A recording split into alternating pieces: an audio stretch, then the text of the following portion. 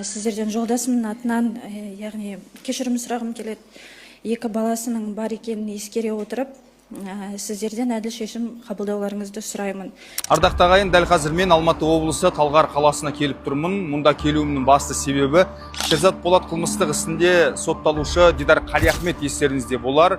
Дидар Қалиахметтің 25 жасар келіншегі балауса еркін қызының үстінен Талғар қаласының тұрғындарынан арыз түсті. Қандай арыз шағым екенін дәл қазір бірге анықтаймыз. 2 миллион қарыз алып берген, кредит. Бірақ мен оның Дидар Қалиахметтің әйелі екенін білгем жоқ.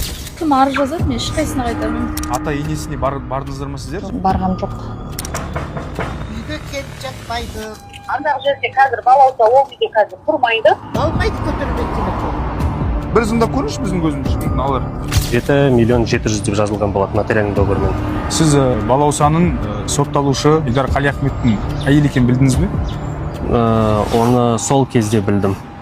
Былай январь айында білген болатын. Сот процесі жүріп жатқан кезде білдіңіз. Ол сотталушы Дидар Қалиахметтің әйелі балауса еркін қызы. Дәл осы келіншек 23 жастағы дарынның сеніміне кіріп 7 миллион 700 мың теңгеге несие алдырады. 16 январь күні Байтұрсынов дарынның атынан 3 миллион теңге көлемінде несие алдым.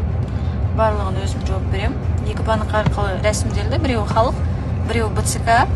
6 ай көлемінде жауап берем. То есть вернуть долг в размере 6 миллионов 700 тысяч тенге.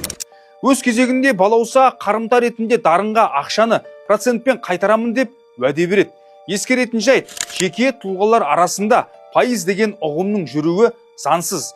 Десе де дарын балаусаға құдайдай сеніп алданып, дәл қазір несиені өзі жауып отыр. Толық шығарылымды бүгін YouTube арнамнан көріңіздер.